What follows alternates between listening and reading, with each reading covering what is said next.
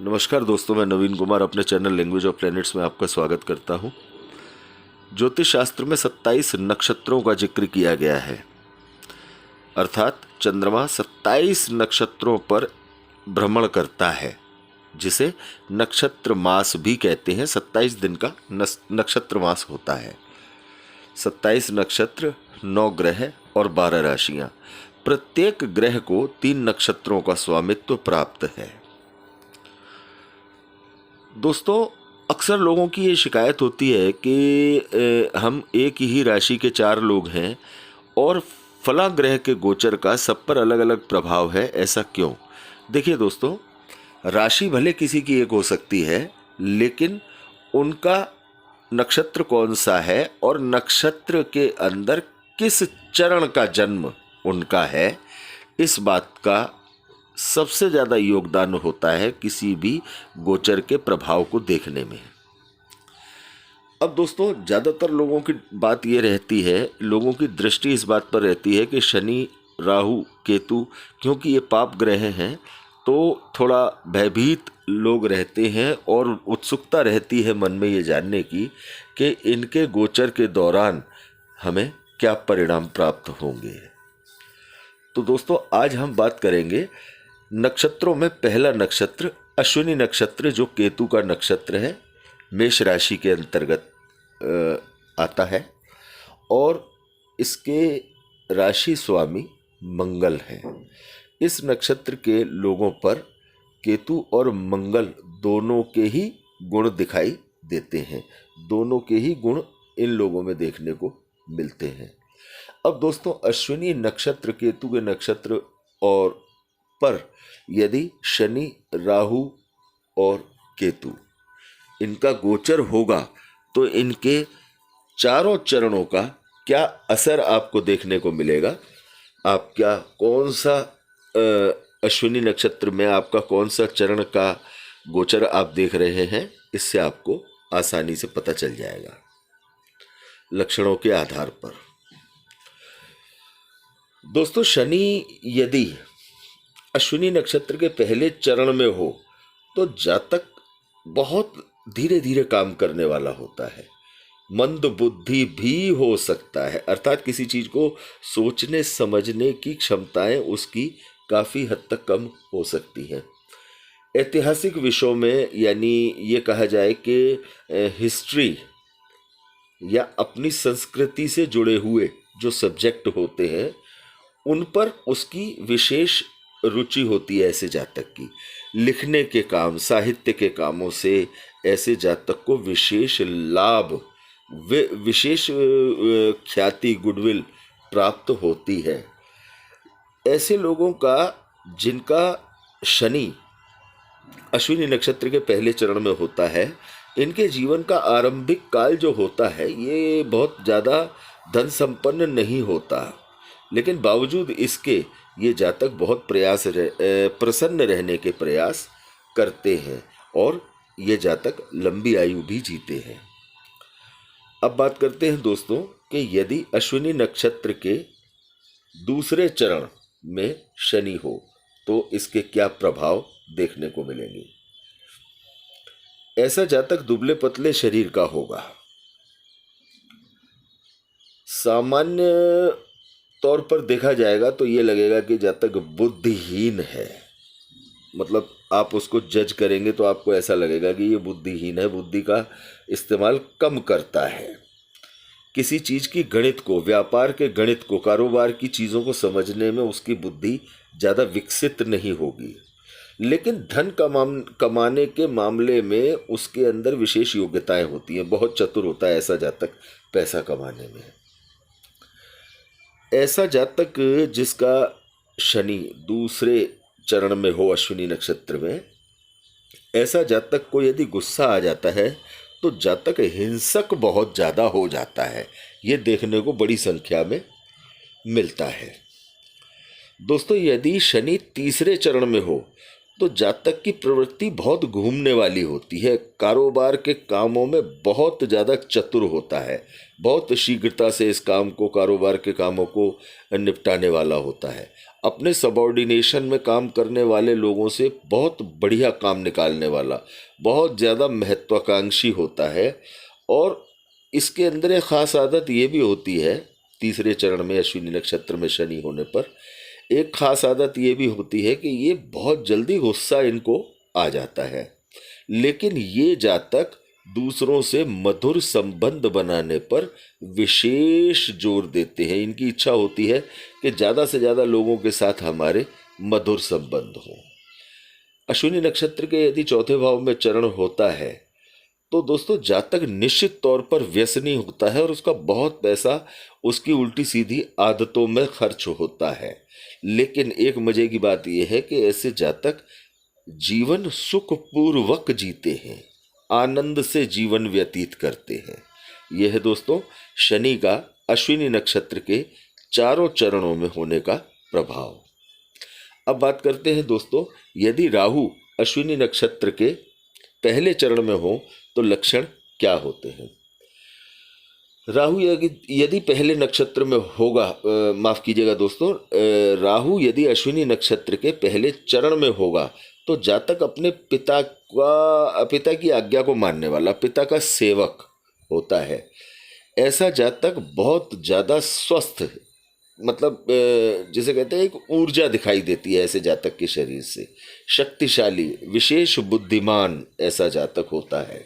अपने माता पिता का पूर्ण सहयोग करने वाला और पूर्ण सहयोग प्राप्त करने वाला होता है। लेकिन एक चीज़ यहाँ पर विशेष बात ये होगी कि राहु को यदि कोई पाप ग्रह देख रहा होगा तो जातक के जीवन में दुर्घटनाएं अक्सर होती रहेंगी, लेकिन इसके बावजूद भी उसका जीवन सुरक्षित रहता है।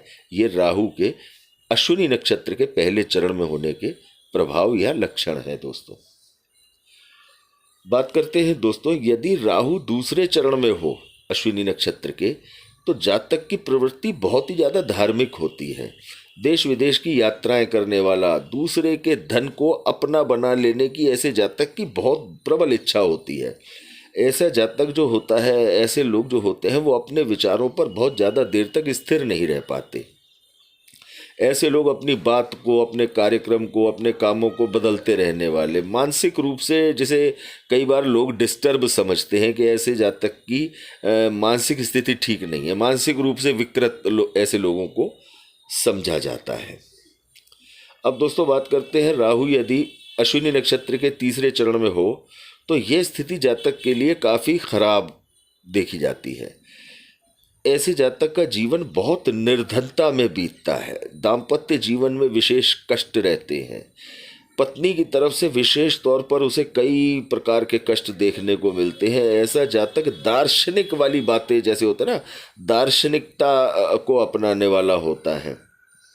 और ऐसे जातक की जो फीलिंग्स होती हैं वो बहुत गहरी फीलिंग्स वाला जातक, भावुकता से भरा हुआ, बहुत जल्दी किसी चीज़ पे भावुक हो जाने वाला जातक ऐसा होता है।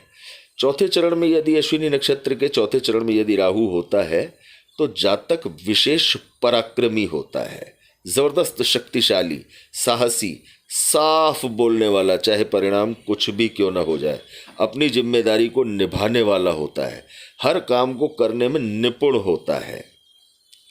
ऐसे जातक को जब भी किसी प्रकार की कोई परेशानी होती है दोस्तों, तो एक मजे की बात यह है कि उसे दैवीय सहायता तुरंत प्राप्त हो जाती है यदि चौथे चरण में, अश्विनी नक्षत्र के चौथे चरण में राहु होगा तो। लेकिन ऐसे जातक को मुसीबत में मदद जरूर मिल जाती है, लेकिन ऐसे जातक को दोस्तों पेट की परेशानी अक्सर लगी रहती है। पेट की परेशानी से अक्सर ऐसे जातक परेशान रहते हैं। बात करते हैं दोस्तों, यदि अश्विनी नक्षत्र के पहले चरण में, अर्थात अपने ही नक्षत्र के पहले चरण में यदि केतु होते हैं तो इसके क्या प्रभाव और लक्षण देखने को मिलते हैं। केतु यदि अपने नक्षत्र के पहले चरण में हो तो जातक बहुत बढ़िया शिक्षा लेने वाला होता है, योग्यताएं उसके अंदर बहुत ज़्यादा होती हैं, श्रेष्ठ बुद्धि वाला, बहुत शानदार बुद्धि वाला होता है। अपने किसी भी, जिसे कहते हैं कि अपनी एक स्पेशलाइजेशन, किसी भी क्षेत्र का वो विशेषज्ञ हो सकता है। कंस्ट्रक्शन के काम से वो एक बढ़िया बड़ा पैसा कमाने वाला ऐसा जातक निश्चित तौर पर हो सकता है। ऐसा जातक या तो अपना कारोबार करना पसंद करता है, मैकेनिकल लाइन में जाना पसंद करता है, ये ऐसे जातक की स्थिति होती है दोस्तों। और अपने कामों में इतना ज़्यादा दक्ष निपुण होता है ऐसा जातक कि ऐसा व्यक्ति अपने कामों से अपने लिए बहुत बड़े सम्मान और बहुत बड़ी गुडविल बना लेता है। यदि अश्विनी नक्षत्र के दूसरे चरण में केतु होता है तो जातक लोगों से संपर्क करने वाला, अर्थात HR डिपार्टमेंट हो, मीडिया कर्मी लाइन से हो, या लोगों से अन्य तरह से किसी भी तरह से संपर्क बनाने में बहुत ही ज़्यादा कुशल होता है। महिलाओं में ऐसे व्यक्ति की आसक्ति बहुत ज़्यादा होती है, ये विशेष देखने वाली बात मिलती है। ऐसा जातक सार्वजनिक जो लोगों के लिए सेवा वाले काम होते हैं उनसे बहुत बड़ा लाभ कमाने वाले ऐसे जातक होते हैं। ये लोग केतु के अश्विनी नक्षत्र में दूसरे चरण में होने पर ऐसे लोग गरीबी में जीवन बिताने पर भी अपने चेहरे पर कभी दुख या संताप का एहसास नहीं होने देते। यदि अश्विनी नक्षत्र के तीसरे चरण में दोस्तों केतु हो तो जातक की आदत, मतलब जिसे कहते हैं निम्न स्तर के लोगों में रहना, मतलब जिनका कोई स्तर नहीं होता, हल्के निचले स्तर के लोगों में रहने की आदतें ऐसे लोगों को होती हैं। संतानहीन भी ऐसे लोग देखे जाते हैं, संतान होने में ऐसे लोगों को बहुत प्रॉब्लम आती है। ऐसा जातक अनेक कमियां होने के बाद भी, बहुत तरह की इनके अंदर कमियां होती हैं, फिर भी समाज में ये सम्मान पाने में सफल रहते हैं और ऐसे लोग दूसरों को सहायता, आगे बढ़ चढ़कर सहायता देने वाले होते हैं। अब दोस्तों यदि केतु अश्विनी नक्षत्र के अपने ही नक्षत्र के चौथे चरण में हो तो इसके प्रभाव क्या होंगे। चौथे चरण में, अश्विनी नक्षत्र के चौथे चरण में अगर हम कैलकुलेशन लें तो दोस्तों ये बात निकलकर सामने आती है कि बहुत बड़ी संख्या में लोग विदेश में रहने वाले या विदेशवासी, ज़्यादातर विदेशों में ही रहने वाले लोग होते हैं। लेकिन कई बार ऐसे लोगों की कुंडली में अल्प आयु योग भी देखने को मिलता है। ऐसा जातक दूसरे के पैसे पर ज़्यादातर नियत रखने वाला, अर्थात लालची प्रवृत्ति का कपटी ऐसा इंसान देखने को मिलता है। तो दोस्तों ये था अश्विनी नक्षत्र में शनि राहु केतु के होने के प्रभाव या लक्षण। अगले वीडियो में आपके सामने बात करेंगे शनि राहु केतु यदि भरणी नक्षत्र में किसी चरण में हो तो उनके क्या प्रभाव होंगे। तो दोस्तों बने रहिए आप हमारे साथ अगले वीडियो में। नक्षत्रों की इस सीरीज में अगला नंबर है भरणी नक्षत्र का। यदि वीडियो अच्छा लगा हो तो लाइक करना ना भूलें, ज़्यादा से ज़्यादा लोगों के साथ इसे शेयर करें और चैनल को सब्सक्राइब अवश्य करें। धन्यवाद दोस्तों।